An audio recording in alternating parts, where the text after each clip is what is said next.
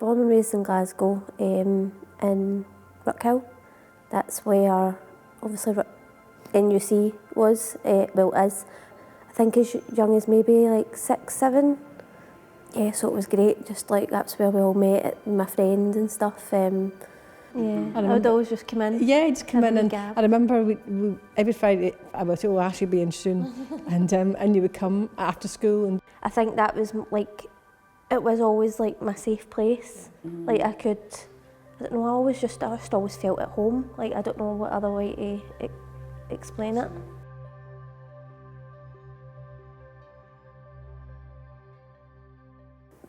And like, in more primary, it was a lot to do with my parents. Like they didn't go on. There was a lot of substance abuse within the household with my mum and dad, drinking and taking drugs.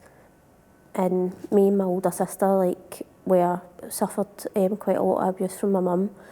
And again, as I grew older, it got worse. Dad was involved in a lot of taking and like dealing, like lived I suppose like a gangster's lifestyle.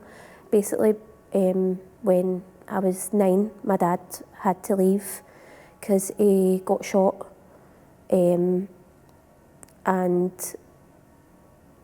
he managed to escape, and yeah, that was the last time I ever saw my dad until this year when I had to go and view his body.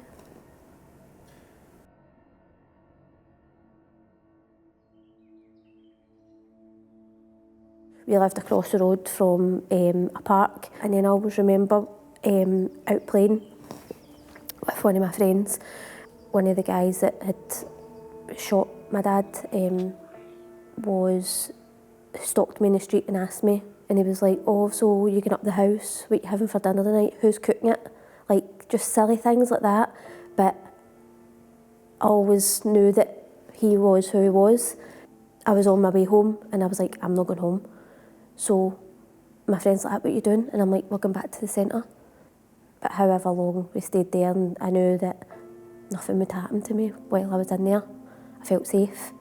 I remember like coming in and like you and a couple of others, like we're just sitting having a chat, and whether anything serious got brought up or just a general chat, it was just always knowing that yous were there.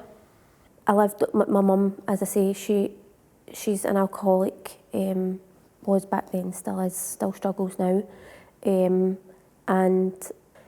so I think they kind of knew things that was going on with my dad because that was more spoke about, but I know for a fact they didn't know about the physical abuse that me and my sister were going through with my mum.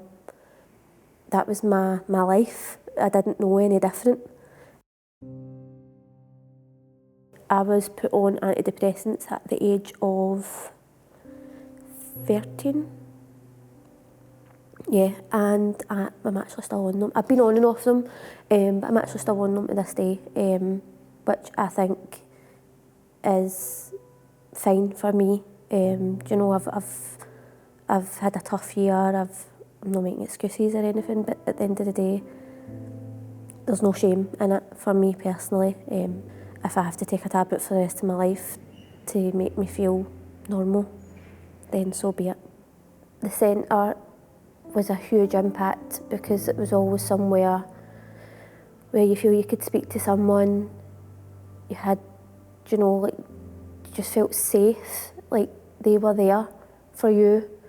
It sounds silly, but the wee moments really matter. The fact that I had somewhere to go, people to turn to.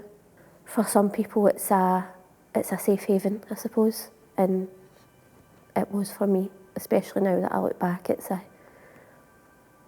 huge, huge advantage. Yeah, I feel like I'm going to cry. I've got a really good friendship with them. Yeah, I don't know, it's great. And I'm going back to work with them at the end of this month. So, yeah, I'm going to work within the family support unit at North United Communities. It'll be a challenge, but I'm looking forward to it. Thought for a second that any young person even had an inch whatever they're going through and I'm part of their support, then I'll be very happy. They've always seen the best, and they always do, when I never did myself, and still sometimes doubt myself. And I know I can go and get a wee pep talk for Jill and Joan and all of them, any of them. Do you know, if I know I could pick up the phone and they would be there.